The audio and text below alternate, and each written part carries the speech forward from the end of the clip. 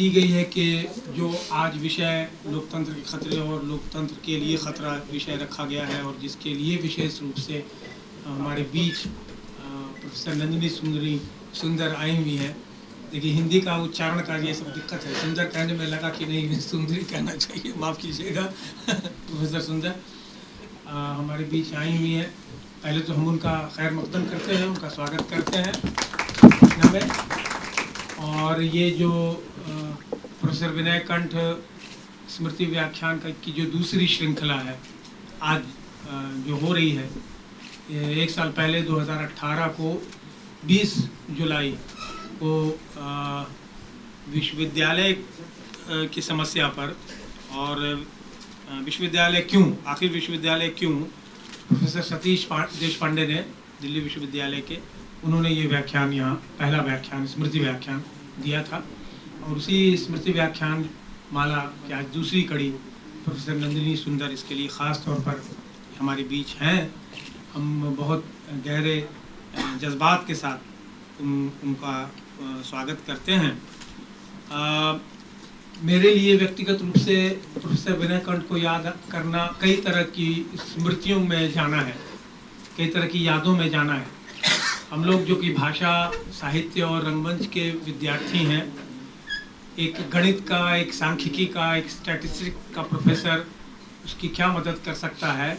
अगर इसका कोई प्रमाण आपको लेना है तो यहाँ के संस्कृति कर्मियों से, यहाँ के रंगकर्मियों से, यहाँ के साहित्यकारों से आप पूछ कर देखिए। क्योंकि प्रोफेसर विनय कंठ, आप सभी जानते हैं कि हिंदी, अंग्रेज़ी और कई भाषाओं की जो जानकार थे, और हिंदी इतनी अच्छी, क्योंकि हम लोग भाषा और साहित्य के विद्यार्थी होने के बावजूद कुछ जो चंद प्राध्यापक हैं, हमारे बीच कई प्राध्यापक बैठे हैं जिनसे भाषा का भी शिक्षण लेते थे, उनके ज्ञान को प्राप्त तो करते ही थे, उनमें प्रोफेसर विनय कंठ भी थे। अब इसमें कोई दो राय नहीं है कि भाषा का संस्कार कुछ जो प्राध्यापकों ने हमें दिया अपने विश्वविद्यालय के दौर में, उनमें प्रोफेसर कंठ रहे हैं।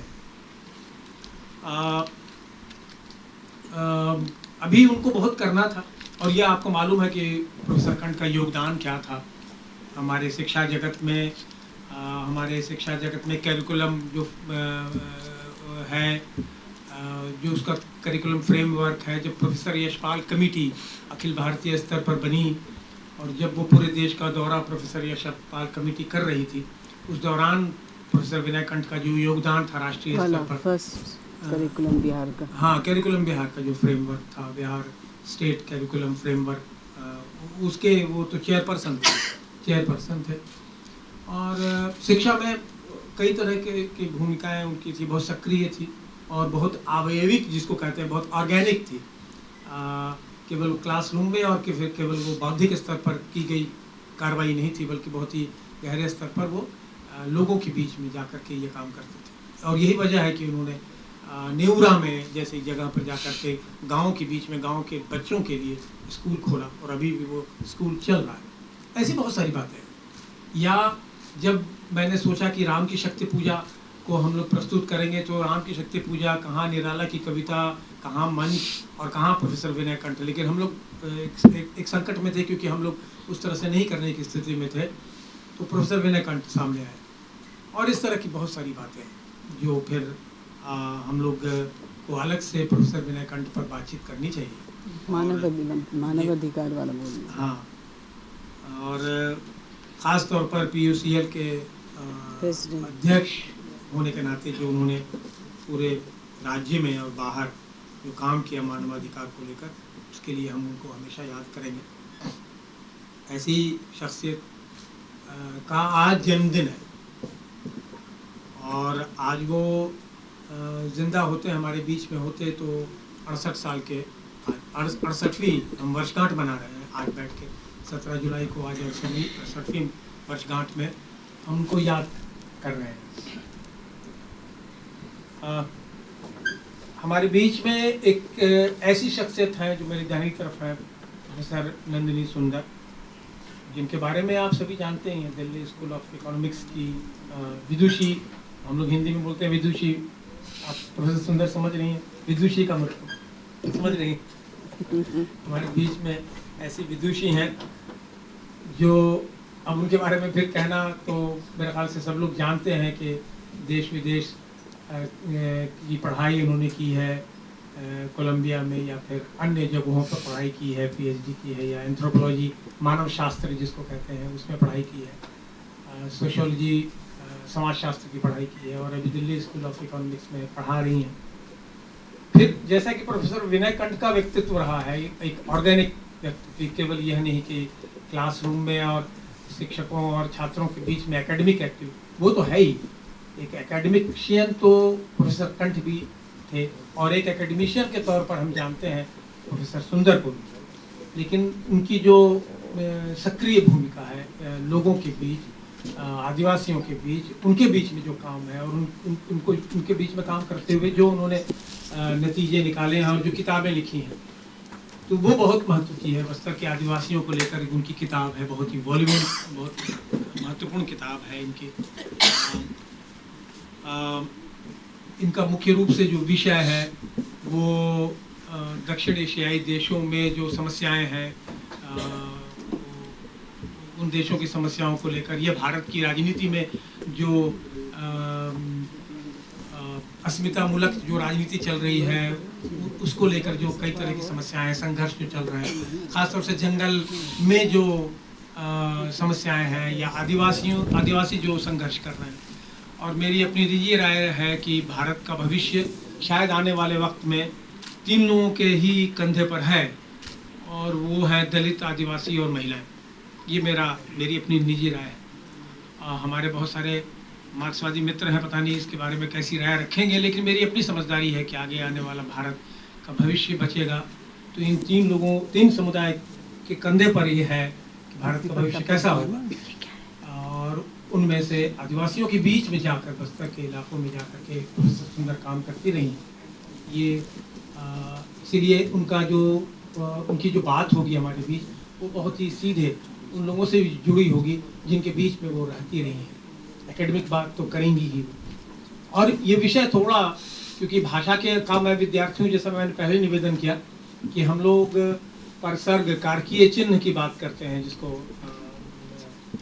का, के, की, जिसको प्रीपोजिशन कहते हैं, कि लोकतंत्र के खतरे और लोकतंत्र के लिए खतरा।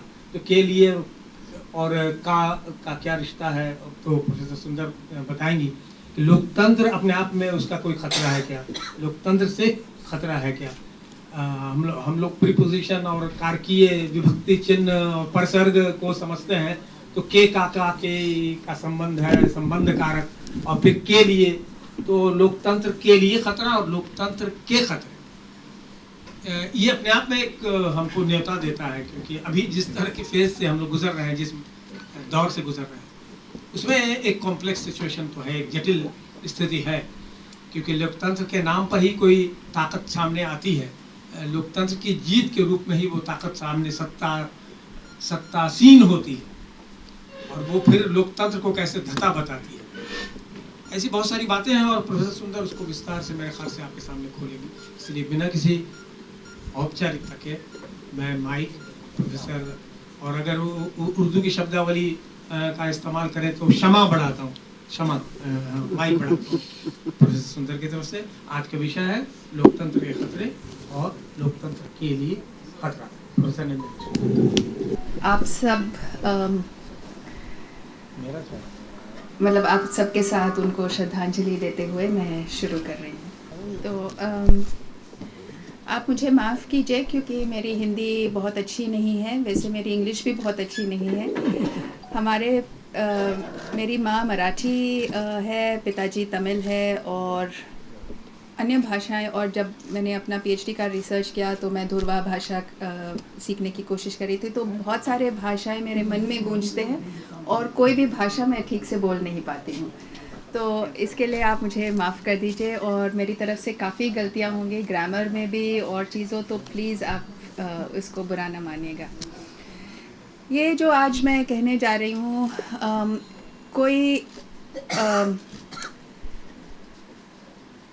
मैं भी अभी इसके माध्यम में आप सबके साथ इन बातों के ऊपर सोच रही हूँ, स्टडी करने की कोशिश कर रही हूँ। ऐसा कुछ नहीं है कि मेरा कोई फिक्स्ड व्यू बन गया है, और अभी भी मैं चाहती हूँ कि आप सब का जो ऑब्जेक्शन होगा, राय होगा, इसके माध्यम से मैं भी इसको ज़्यादा, ये जो आइडियाज़ है उनको ज़्यादा थोड़ा डेवलप कर पाऊँ। ये जो विषय है लोकतंत्र के खतरे और लोकतंत्र से खतरा, या लोकतंत्र का के लिए खतरा और लोकतंत्र के खतरे, ये लोकतंत्र के लिए जो खतरा है वो तो हम सब जानते हैं, मैं अन्य मतलब गिनाऊंगी पर आप सब तो वो जानते ही हैं। पर जो लोकतंत्र से खतरा है वो एक तरह से हम लोग इसको पूरी तरह, जिस तरह से लोकतंत्र है हमारे देश में, हम उसको पूरी तरह से अपना भी नहीं सकते, छोड़ भी नहीं सकते, नकार भी नहीं सकते, पर उसको पूरी तरह एक्सेप्ट नहीं कर सकते। और ख़ास तौर आज जब ये लोकतंत्र के माध्यम से ही फांसीवाद की ओर हमको लिया जा रहा है। कुछ साल पहले, 2-3 साल पहले, एक्चुअली 2 साल पहले, मेरे एक मित्र है जो बस्तर में, उनको पुलिस, वो अंडरग्राउंड थे क्योंकि उनके खिलाफ पुलिस ने एक फ़र्ज़ी केस फाइल किया था 2010 में। वो बहुत ही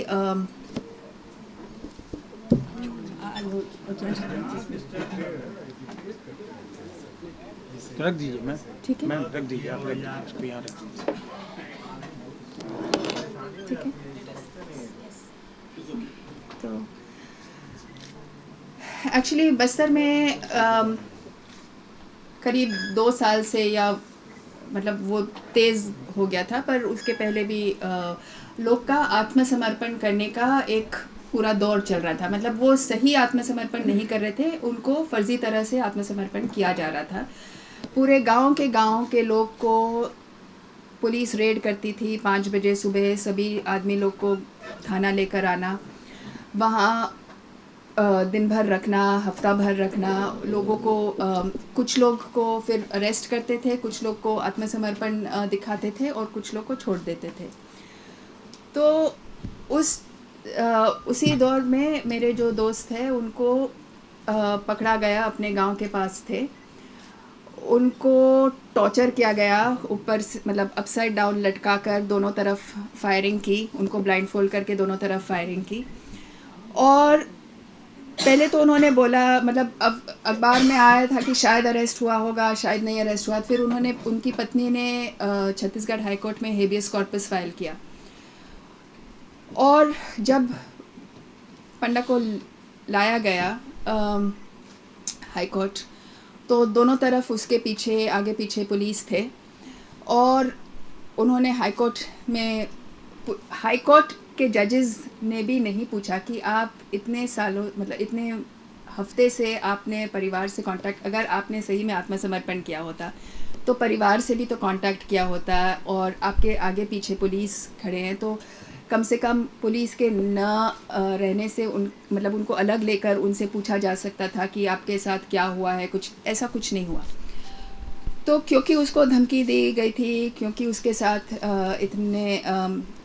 इतना यातनाएं हुआ था, तो उन्होंने कोर्ट में आके बोला कि नहीं, मैंने वॉलंटरली सरेंडर किया है, आत्मसमर्पण किया है, और तब से अभी तक वो थाना में है। तो अगर आपने कोट अनकोट आत्मसमर्पण किया है तो आपके लिए ना तो बेल के लिए एप्लीकेशन हो सकती है, और ना ही आप पुलिस के आप थाना से भी बाहर नहीं जा सकते। अभी तो 2 साल से वो थाना में ही हैं। और कौन आदमी अपने बीबी बच्चे सबको छोड़कर पुलिस के साथ जाकर इतना प्यारा, मतलब पुलिस ही सबसे उनके नज़दीक दोस्त बन गए।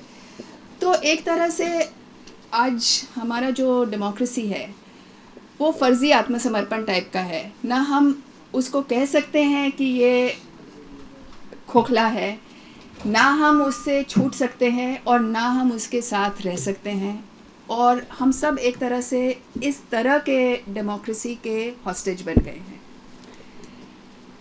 तो मेरा जो आज का भाषण है वो 4 भाग में है। पहले तो मैं जो लोकतंत्र के लिए जो खतरे हैं, और वो सब आप जानते हैं, तो मैं सिर्फ गिनाऊंगी। दूसरा, जो लोकतंत्र से खतरा जो है, ख़ास तौर आदिवासी इलाके में पर जो कॉन्फ्लिक्ट इलाके हैं उसके लिए मतलब ये जनरल एप्लीकेशन है।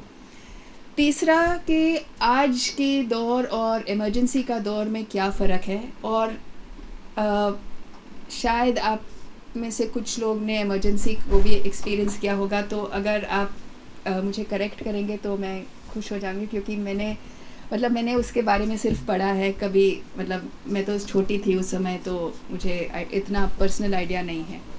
और चौथा भाग है फांसीवाद के बारे में कि देश हम इसको सिर्फ लोकतंत्र का खतरा को नहीं बोलकर फांसीवाद की तरफ जो देश को लिया जा रहा है उसको क्यों फांसीवाद का नाम देना ज़रूरी है, और इसमें समाज में क्या क्या है जो हमें फांसीवाद की तरफ लेते जा रहा है।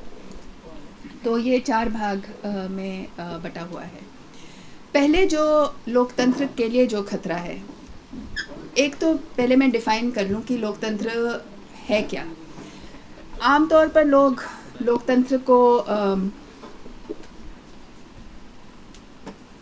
चुनाव से इक्वेट करते हैं कि चुनाव हो रहा है, फ्री एंड फेयर इलेक्शंस हो रहा है तो लोकतंत्र जारी है। पर जो ये तो एक छोटा सा हिस्सा होता है लोकतंत्र का, इलेक्टरल डेमोक्रेसी।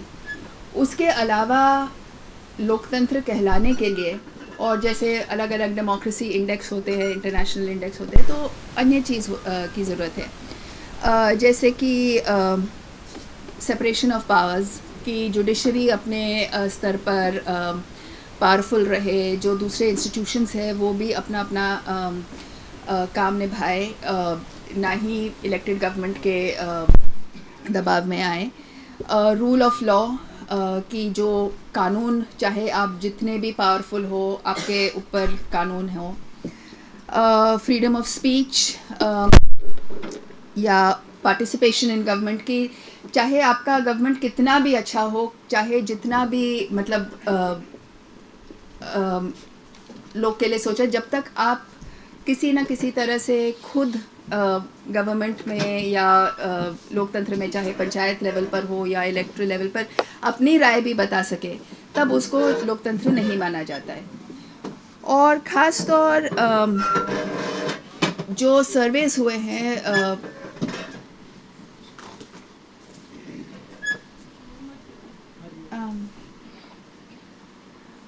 जो इंटरनेशनल जो सर्वेस हुए हैं लोकतंत्र पर, तो उसमें ये पाया गया है कि ब्राज़ील और साउथ एशिया में, इंडिया, पाकिस्तान, बांग्लादेश में सरकार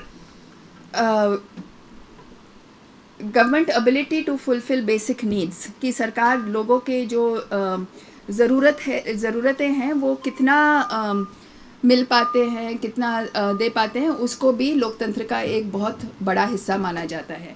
तो लोकतंत्र के लिए चुनाव एक छोटा सा हिस्सा है, और भी ये जो सारे अन्य चीज़ है वो लोकतंत्र के लिए बहुत ज़रूरी है। तो इन सब चीज़ों को देखते हुए अभी तक कई जो वैज्ञानिक हैं उन्होंने इंडिया को 50-50 डेमोक्रेसी बताया है, कि एक तरफ से तो हमारे पास चुनाव होते हैं, रेगुलरली होते हैं, आर्मी हमारा सिविलियन रूल की बात मानता है, पाकिस्तान या बांग्लादेश जैसा नहीं, और भी कई चीज़ें हैं जो हम इंडियन डेमोक्रेसी को एक तरफ से यूनिक बनाती है, ख़ासतौर साउथ एशिया में। दूसरी तरफ अगर आप देखें तो लोग कहते हैं कि ये नकली लोकतंत्र है, नकली आज़ादी है, क्योंकि आर्म्ड फोर्सेस स्पेशल आफ्स्पा जैसे अगर कोई भी कानून अभी भी किताब पर है, और आफ्स्पा के चलते मणिपुर में कम से कम 1500 लोग को मारा गया है, और अभी तक किसी के खिलाफ कुछ कार्रवाई नहीं हुई। अभी केस चल रहा है सुप्रीम कोर्ट में। और अगर आप किसी के घर में भी जाकर उनको सस्पिशन पर मार सकते हैं, कुछ भी अरेस्ट कर सकते हैं बिना वारंट के, तो आप इसको रूल ऑफ लॉ कैसे कह सकते हैं? ये पूरी तरह से कश्मीर के लोग के लिए, मणिपुर के लोग के लिए एक तरफ से इमरजेंसी ही बोला जाएगा। तो और जैसे छत्तीसगढ़ के इलाके में, झारखंड के इलाके में अफ्स्पा डिक्लेयर्ड नहीं है, पर काम तो वैसा ही होता है, किसी के घर में जाके उनको पकड़ के थाना में लाना, उनको जेल में रखना। और हम जानते हैं कि इस देश में सबसे बड़ी जो जेल की जो बड़ी जनसंख्या वो दलित, आदिवासी और मुस्लिम। ऐसा नहीं है कि दलित, आदिवासी और मुस्लिम सबसे ज़्यादा क्राइम करते हैं, इसीलिए कि कानून ऐसे बने हैं कि आदिवासी का जो आम जीवन है उसको क्रिमिनलाइज किया जाता है। जो लोग जाके पहले जंगल से कुछ लाते थे उनका पूरा हक था, क्योंकि ये ज़मीन और ये जंगल उन्हीं का जंगल था, उनके गांव का जंगल था। फिर जब वो रिज़र्व फॉरेस्ट हो जाता है तो फिर उसको वहाँ जाना एक जुर्म हो जाता है, उसको फ़ाइन करते हैं, उनको जेल में डालते हैं। लोग के पास वकील के मतलब ये तो पूरे देश की समस्या है, पर ख़ास तौर जो आदिवासी इलाके मैंने जो देखा है, लोग जो कोर्ट का भाषा भी नहीं समझते, वो अपने गांव कभी छोड़े नहीं हैं। अपने मतलब जब नक्सली ऑफेंसेस में अब एक नया कैटेगरी ऑफ ऑफेंस हो गया है, नक्सली ऑफेंस, जिसका कुछ भी नक्सली ऑफेंस हो सकता है। आप अपने गांव से बाहर जा रहे हो तो आप बता नहीं पा रहे हो कि आप कहाँ जा रहे हो, तो नक्सली ऑफेंस। तो लोग मतलब अपने पूरा ज़मीन जायदाद सब कुछ बेचकर वकीलों को पैसे देते हैं। उनके परिवार वाले कभी को पता भी नहीं है कि वो जेल में हैं, उन्होंने अपने गांव कभी छोड़ा नहीं है। और जेल में छत्तीसगढ़ में, झारखंड में छत्तीसगढ़ में खास इतनी ओवर क्राउडिंग है कि लोग सोने के लिए करवट नहीं बदल सकते, उनको उठ के दोबारा लेटना पड़ता है। तो आप ही सोच सकते हैं कि कितनी मतलब जो लोग की जो सही मांगे हैं, जो लोग का जायज़ आंदोलन है, उसको नाजायज़ बनाकर लोग को जेल में डालकर नक्सली आंदोलन के नाम से आम जनता जो बिल्कुल उन्होंने कुछ भी नहीं किया हो, उनको जेल में डालकर उनको क्रिमिनल बना देना, ये ही एक तरह से इमरजेंसी है। तो ये जो देश में इमरजेंसी रूल कई इलाके में बहुत सालों से चला है, 1958 से अफ्स्पा चली है, पर फिर भी लोग, क्योंकि दिल्ली में नहीं है, पटना में उस टाइप का इमरजेंसी नहीं है, ख़ास तौर जो मेन शहरों में नहीं है, तो हमको नहीं लगता है कि ये देश में इमरजेंसी टाइप का चल रहा है। आज के दौर में वो थोड़ा सबको महसूस होने लगा है, क्योंकि जो स्टेट पावर और विजिलेंटे पावर, जो लोग अपने हाथ में कानून को लेकर जिसको भी मारना है वो अपने हाथ में कानून को लेकर कर रहे हैं, तो वो तो पूरे देश में अब फैल गया है। तो अभी तक लोग कहते आए हैं कि ठीक है, ये दोनों को साथ में रख के रूल इलेक्टरल डेमोक्रेसी को एक तरफ रख के, अफ्स्पा जैसे कानून को एक तरफ रख के हम 50-50 डेमोक्रेसी कह सकते हैं। कितना टाइम है? आप 1 घंटा बोलिए ना, आधा घंटा आराम से। तो लोकतंत्र के लिए जो खतरे हैं, वो तो सबसे पहला जो खतरा है वो जो ऑर्गेनाइज्ड तरीके से पैसे का यूज़ हो रहा है कॉरपोरेट्स के द्वारा, और ख़ास तौर इस सरकार के द्वारा जिस तरह कॉरपोरेट डोनेशंस को लेकर जितना पैसा आया है वो कभी पूरे देश के इतिहास में कभी नहीं आया होगा। और आपको कुछ आंकड़े सुना दूँ, ये एसोसिएशन ऑफ डेमोक्रेटिक रिफॉर्म्स के जो अभी उनका जो रिपोर्ट अभी आया है, उसमें उन्होंने कहा है कि कॉर्पोरेट डोनेशंस 2017 से 19 तक 93%, तो 83 डोनेशंस आए हैं जो पार्टीज़ को डिक्लेयर करना पड़ता है कि कहाँ से डोनेशन आया है। उसमें से 983 करोड़ करीब डोनेशन आया है, उसमें से 93% बीजेपी को गया है। 94% of BJP income corporate donation से आया है। तो सीधा मतलब ऐसा नहीं है कि आम जनता के बल पर ये पार्टी उभर रही है, सीधा साधा कॉरपोरेट डोनेशंस के बल पर आई है। ये तो सीधा जो कॉरपोरेट डोनेशंस हुआ। दूसरी बात है इलेक्ट्रल बॉन्ड्स की, जिसमें सरकार के सिवाय और किसी को पता नहीं कि कहाँ से आ रहा है ये पैसा और कौन दे रहा है और किसको दे, मतलब यही पता है कि किस पार्टी को जा रहा है। और attorney general mister Venugopal court में बोलते हैं कि जनता को कोई हक नहीं है जानने का। अरे भाई साहब, हमें कैसे हक नहीं हो सकता है जब हमें पता होना चाहिए कि पैसे कहाँ से आ रहे हैं, लोकतंत्र का जो को चुनाव जीतने के लिए पैसे कौन दे रहा है। अगर ये तो फॉरेन फंडिंग से भी आ सकता है, कॉर्पोरेट से भी आ सकता है, और मिनिमम डोनेशन 10 लाख और 1 करोड़ है।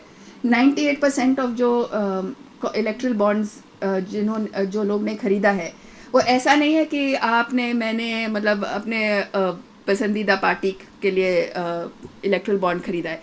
10 लाख से कम कोई इलेक्ट्रल बॉन्ड नहीं बेचा गया। तो आप ये सोच सकते हैं कि ये पैसे अगर आ रहे हैं पॉलिटिकल पार्टीज़ को तो क्यों आ रहे हैं, और इसके लिए क्विड प्रो क्वो क्या होगा। और आगे जब हम बात करते हैं कि देश में बाढ़ आ रही है या पर्यावरण बदल रहा है या गंगा जी कहीं और जा रही है छोड़ के या कुछ और हो रहा है, तो सीधा सीधा ये आपको कॉर्पोरेट डोनेशंस आगे की जो दौर है वो साफ दिखेगा। क्योंकि कॉर्पोरेट डोनेशंस का सबसे बड़ा कारण कॉर्पोरेट्स इसीलिए डोनेट करते हैं कि उनको लाइसेंसेस मिले, लैंड मिले, एनवायरनमेंटल परमिट्स मिले, और ये सब हमारे आम जीवन पर बहुत ही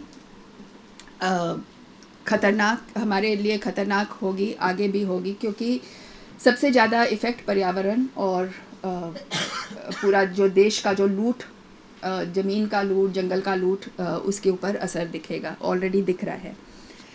तो इलेक्ट्रल बॉन्ड्स में अगर आप देखें 2017 से 18 में तक 2012 करोड़ का इलेक्ट्रल बॉन्ड खरीदा गया। उसमें से 222 करोड़ का इलेक्ट्रल बॉन्ड खरीदा गया, जिसमें से 210 करोड़ बीजेपी को गया। 2018 से 19 तक 5,800 करोड़, मार्च 1 2018 से लेकर 10 मई 2019 तक 5,800 करोड़ इलेक्ट्रल बॉन्ड बेचे गए, जिसमें मार्च और मई 2019 में ही 4,444 करोड़ बेचे गए। तो चुनाव चलते ही इतना ज़्यादा 4,000 करोड़ कॉर्पोरेट डोनेशन आया था इलेक्ट्रल बॉन्ड्स के माध्यम से कि साफ पता चलता है। और इसमें भी 90% बीजेपी को गया। तो आप ही सोच सकते हैं कि ये कॉर्पोरेट एक तरह से, ये चुनाव पूरी तरह से खरीदा गया है, और हम जानते नहीं हैं कि कौन खरीद रहा है और क्यों खरीद रहा है, और आगे पता चलेगा कि कैसे खरीदा गया, क्योंकि हमको कॉन्ट्रैक्ट्स में और एनवायरनमेंटल परमिट्स में ये सब में दिखेगा, पर सीधा साधा हमको बताया नहीं जा रहा है कि कौन खरीद रहा है। इसके अलावा सरकारी पैसे से भी बीजेपी ने चुनाव लड़ा। करीब 5,000 करोड़ का विज्ञापन दिया था पिछले 4 साल में, जो मनमोहन सिंह के 10 साल में से ज़्यादा है, जो बीजेपी ने सिर्फ ये 4 साल में सरकारी पैसे से विज्ञापन, अपने आप को प्रमोट करने के लिए विज्ञापन पर खर्च किया। तो कुल मिलाकर सबसे बड़ा खतरा मुझे एक तो पैसे का है, और कई लोग कहते हैं कि ये पैसे का नहीं है, क्योंकि देखो दिल्ली में अरविंद केजरीवाल के पास पैसे नहीं थे, फिर भी उन्होंने चुनाव जीत लिया। अगर ऑपोजिशन को के पास कुछ नैरेटिव होती या कुछ अच्छा लीडर होता तो पैसे की इतना महत्व नहीं रहता। पर ये सब एक तरफ से हाइपोथेटिकल क्वेश्चंस हैं, क्योंकि अगर आपके पास उतना पैसा होता तो शायद अपने आप को भी, मतलब जिस तरह लीडर को पैकेज किया गया है, एक लीडर को बेचा गया है कि यही ऑल्टरनेटिव है और कोई ऑल्टरनेटिव है नहीं है, तो हम कह नहीं सकते कि अगर दूसरे पार्टियों के साथ इतना पैसा होता तो वो क्या कर पाते, क्या नहीं कर पाते, कैसे टाइप को अपने आप को बेच पाते। पर उसकी बात छोड़ दीजिए, वो भी सही है अपने कि ऑपोजिशन का नैरेटिव नहीं था, वो तो आम चुनाव की बात होती है कि कोई पार्टी पर ये जो पैसे का खतरा वो अलग ही खतरा है, क्योंकि हमें ये नहीं पता कि कौन खरीद रहे हैं ये इलेक्ट्रल बॉन्ड्स और क्यों, और उनको क्या बेनिफिट होगा। दूसरे जब हम देखते हैं कि जो सबसे बड़ा खतरा है कि सारे जो इंस्टीट्यूशंस हैं वो एक के बाद एक ठप होते जा रहे हैं, अपनी इंडिपेंडेंस खोते जा रहे हैं, चाहे वो आरबीआई हो। इतना बड़ा जो नोटबंदी जैसे डिसीजन में आरबीआई को कॉन्फिडेंस में लिया गया या नहीं लिया गया वो भी नहीं पता। कुछ लोग का कहना है कि अभी कितने नोट उन्होंने प्रिंट किए थे मेकअप करने के लिए, उसका भी कोई हिसाब नहीं है। तो ये भी हो सकता है कि उन्होंने 1 लाख ज़्यादा नोट प्रिंट कर दिए और किसी को पता भी नहीं चलेगा और वो अपने आप रख लें, क्योंकि किसी को पता भी नहीं है कि कितना, मतलब कोई आंकड़े ही नहीं दे रहे ना आरबीआई की कितना सर्कुलेशन। पर यही हमें पता है कि 90% से 95% से ज़्यादा पैसे वापस आ गया है। तो एक तरह से ब्लैक मनी को रोकने के लिए, और ये सब तो पूरा फ्लॉप था। पर मेन जो पॉइंट ये मैं कहना चाहती हूँ कि आरबीआई का जो इंस्टीट्यूशनल ऑटोनॉमी था वो ख़त्म होता जा रहा है। सुप्रीम कोर्ट को आप देखिए, जो पिछले 1 साल में जो हम डिसीजंस देख रहे हैं, ख़ास तौर दीपक मिश्रा जी के चीफ जस्टिस के समय का और अभी रंजन गोगोई के समय का, तो कई ऐसे डिसीजंस हैं जो सीधा साधा लगता है कि दबाव में लिया जा रहा है। और ख़ास तौर जब से ये सेक्सुअल हैरेसमेंट का केस हुआ था जस्टिस रंजन गोगोई पर, तो जिस तरह कोर्ट ने ही अपने आप को नीचे गिराकर स्पेशल हियरिंग किया था सैटरडे के दिन, और अटॉर्नी जनरल भी उनको मतलब बोल रहे हैं कि नहीं स्पेशल हियरिंग होना चाहिए। तो ये कभी मतलब कोर्ट की हिस्ट्री में कभी नहीं हुआ कि एक एक्टिंग एक चीफ जस्टिस पर ऐसे एक्यूजेशन हो और उन्होंने अपने डिफेंस में कोर्ट बिठाया, और वो ऑर्डर में भी उन्होंने अपना नाम नहीं दिया, तो दूसरे जो जजेस थे उनके नाम आए थे ऑर्डर में। और जिस तरह जिस महिला ने कंप्लेंट किया था उसके खिलाफ उसको अपना वकील भी नहीं ले जाने दिया, और मतलब जो पूरा प्रोसीजर था वो बहुत ही शर्मिंदा टाइप का प्रोसीजर था। और ये कोर्ट को बिल्कुल शोभना नहीं देता कि उन्होंने, बाकी जजेस ने भी कुछ मतलब 1-2 जजेस ने कुछ कहा पर बाकी लोग ने चुप रहकर उसको होने दिया। तो वो ठीक है, आप डिस्प्यूट कर सकते हैं कि राफेल पर उन्होंने पहले जजमेंट देना चाहिए था, इलेक्ट्रल बॉन्ड पर पहले जजमेंट देना चाहिए था, जो भी, पर जिस तरह अपना इंस्टीट्यूशनल ऑटोनॉमी को मेंटेन करना चाहिए था तो वो भी नहीं करे। जैसे जस्टिस अभी जस्टिस कुरैशी जो गुजरात हाई कोर्ट के से कोलिजियम ने रेकमेंड किया था कि उनको मध्य प्रदेश के चीफ जस्टिस बनाया जाए, और क्योंकि जस्टिस कुरैशी ने अमित शाह के खिलाफ जजमेंट दिया था तो उनको उनके फाइल पर डेलिबरेटली सरकार बैठ रही है, कुछ नहीं कर रही है, और उनको अभी गुजरात हाई कोर्ट ने बार एसोसिएशन ने सुप्रीम कोर्ट में केस दाखिल किया है।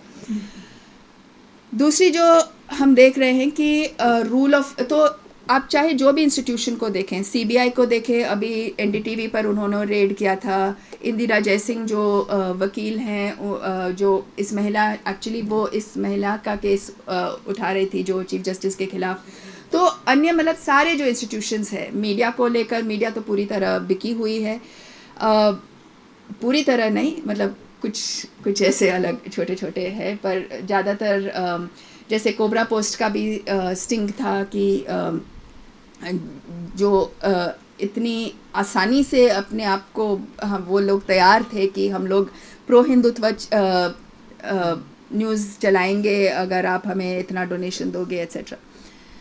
तो सीबीआई को लीजिए, आरबीआई को लीजिए, सुप्रीम कोर्ट जुडिशरी को लीजिए, एनआईए को लीजिए, चाहे जो भी इंस्टीट्यूशन को लीजिए, तो एक तरफ से उनको अंदर से उनके ऊपर दबाव डाला जा रहा है, उनको खोखला कर दिया जा रहा है। दूसरी चीज़ जो breakdown of rule of law जो हम देख रहे हैं, एक तो ये हम जानते हैं कि अगर आपने कुछ भी नहीं किया हो तभी भी आपको जेल भेज दिया जाएगा अगर आप सरकार के लिए डेंजरस हो। जैसे अभी हम देख रहे हैं कि संजीव भट्ट को, जो गुजरात के आईपीएस ऑफिसर हैं, रिटायर हो गए थे, रिज़ाइन हो गए थे, और उनको एक्चुअली 2011 में इसीलिए सस्पेंड किया गया था क्योंकि उन्होंने नानावती कमीशन के सामने बयान दिया था कि 27 फरवरी को जब मीटिंग हुई थी नरेंद्र मोदी के घर में, जब वो चीफ मिनिस्टर थे, तो तब इंस्ट्रक्शंस दिए गए थे कि लोग को पुलिस कुछ ना करे और लोग को मतलब पूरा छूट दिया जाए मुस्लिम लोग को मारने का और पूरी तरह से आतंक को फैलाने का। तो क्योंकि उन्होंने बयान दिया तो उनको लीव नहीं दिया गया था बयान देने के लिए, और क्योंकि वो बिना लीव के लेकर बयान देने गए थे तो उनको सस्पेंड किया गया और फिर नौकरी से निकाल दिया गया।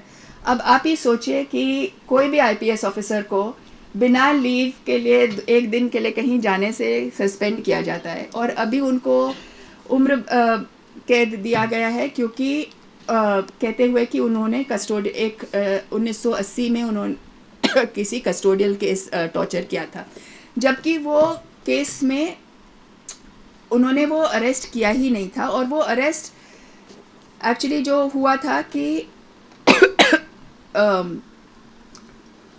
2000 उस समय 90 की बात है जब रथ यात्रा चल रहा था, और तब वीएचपी के लोग को अरेस्ट किया गया था राजकोट के पुलिस ने, और उस केस को लेकर उनके खिलाफ एक कस्टोडियल डेथ का केस किया है, जबकि वो आदमी जेल से छूटा था, 10 दिन बाद मरा था हॉस्पिटल में कुछ और कॉम्प्लिकेशन से। चाहे जो भी हो, पर ये सीधा दिख रहा है कि संजीव भट्ट को इसीलिए प्रोसिक्यूट किया जा रहा है क्योंकि वो मोदी के खिलाफ बोले। आप जस्टिस लोया को देखें, आप सबको पता होगा कि उनके साथ क्या हुआ, और वो भी अमित शाह को के खिलाफ जो केस चल रहा था। और माया कोडनानी जो नरोडा पाटिया में आतंकवाद उन्होंने पूरी तरह से लीड किया लोगों को, मतलब हम लोग आजकल गुजरात 2002 की बात करना ही बंद कर दिए हैं। अब दिल्ली यूनिवर्सिटी में एक स्टोरी है इंग्लिश सिलेबस में जो 2002 के बारे में कुछ मैंने स्टोरी पढ़ी नहीं है पर कुछ है उसके बारे में, बजरंग दल ने क्या किया 2002 में। तो उसको आरएसएस वाले जो एबीवीपी और जो एनडीटीएफ है कह रहे हैं कि ये एंटी नेशनल है, ये एंटी आरएसएस है, आप उनको ये और इंग्लिश डिपार्टमेंट और हिस्ट्री डिपार्टमेंट के हेड को सामने लाओ, उनको मतलब पनिशमेंट दिया जाएगा। मतलब आजकल एक तरफ से जो गुजरात में हुआ था उसके बारे में बात ही नहीं कर सकते, दूसरी तरफ सबको पता है मोदी अपने आप को हिंदू हृदय सम्राट इसीलिए बुलाता है क्योंकि 2002 में उन्होंने दंगे को होने दिया, पूरी तरह से जेनोसाइड को होने दिया। तो दोनों तरफ की बात होती है। कॉन्स्टिट्यूएंसीज अलग है, जिस तरह आप गोडसे को भी सपोर्ट करते हैं और गांधी के जन्मदिन पर, गांधी जयंती पर यात्रा निकालने के लिए लोग अपने पार्टी को बोलते हैं कि तो एक तरफ से दोनों तरफ का जो स्पेस है उसको कैप्चर करने की कोशिश है।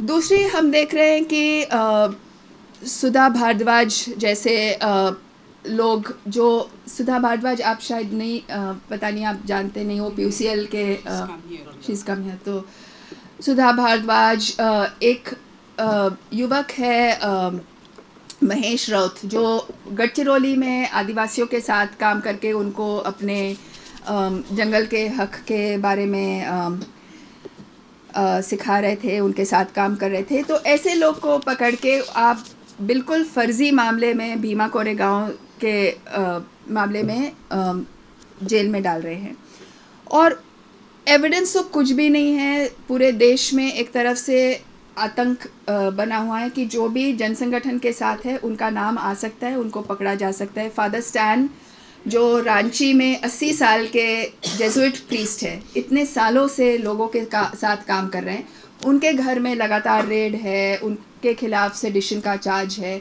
क्योंकि उन्होंने पत्थलगड़ी का समर्थन दिया, जो बिल्कुल जनता कॉन्स्टिट्यूशन को इंटरप्रेट करने की कोशिश कर रही है, और आप इसको गैर कानूनी बोल रहे हैं। जबकि कॉन्स्टिट्यूशन तो हम सबके लिए है, संविधान सबको हक है कि संविधान को पढ़े, उसको इंटरप्रेट करे, उसको अपने जीवन में स्थापित करे, उसको इम्प्लीमेंट करे, पर ये सब को नहीं इस सब को देशद्रोही बताया जा रहा है। जो यूनिवर्सिटीज़ पर अटैक है वो भी तो मैं नहीं, आप सब जानते हैं, पिछले कई सालों से खासतौर स्टूडेंट्स प्रोटेस्ट कर रहे हैं। तो ऐसे, और सबसे ज़्यादा जिस तरह जय श्री राम को एक वेपन बनाया जा रहा है, जो एक भक्ति का ये जो लोग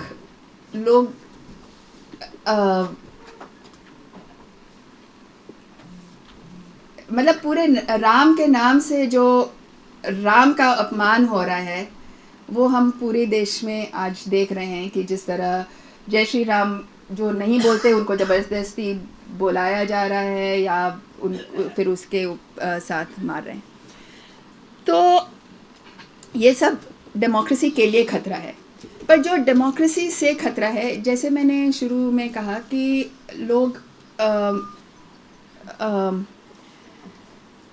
हम इससे निकल भी नहीं सकते और इसको पूरी तरह अपना भी नहीं सकते, क्योंकि डेमोक्रेसी के अगर आप देखें तो 2-3 पहलू हैं। एक तो मैंने बोला कि खासतौर साउथ एशिया में लोग वेलफेयर को डेमोक्रेसी लोकतंत्र का बड़ा इम्पोर्टेंट हिस्सा सोचते हैं, कि जनता के लिए रोज़गार देना या जनता के लिए जन सुविधाएँ पहुँचाना, ये सब भी तो लोकतंत्र का एक बहुत महत्वपूर्ण हिस्सा है। तो आदिवासी इलाके में ख़ास तौर हम देख रहे हैं कि लोगों को बताया जाता है कि जब तक यहाँ बड़े बड़े प्रोजेक्ट नहीं आएंगे, जब तक बड़ा बांध नहीं बनेगा, जब तक बड़ा माइन नहीं आएगा, तो आपका विस्थापित होना आपके भलाई के लिए है। आपको इसके साथ रोज़गार मिलेगा, आपकी तरक्की हो गई, आप सिविलाइज्ड हो जाएंगे। अभी तक आप असभ्य थे, बड़े बांध आने से आपको विस्थापित होकर आप फिर शहर में आ जाएंगे और आप फिर सभ्य हो जाएंगे। तो एक तरफ से लोगों को बताया जा रहा है कि आप कुछ नहीं थे और अब हम आपके खिलाफ, आपको विस्थापित करके हम आपकी भलाई के लिए ही सोच रहे हैं। तो ये सबसे बड़ा डेमोक्रेसी से खतरा, क्योंकि ये जो विस्थापित करना, लोगों को बड़े बड़े प्रोजेक्ट लाना, लोगों को लगता है कि ये बहुत बड़ी, मतलब ये सरकार का काम है, ये अच्छा काम हो रहा है। और ख़ास तौर उन इलाके में जो गैर आदिवासी बेरोज़गार यूथ है, उनको तो लगता है कि ये बहुत ही अच्छी चीज़ है और वो सारे इसके समर्थन में हैं।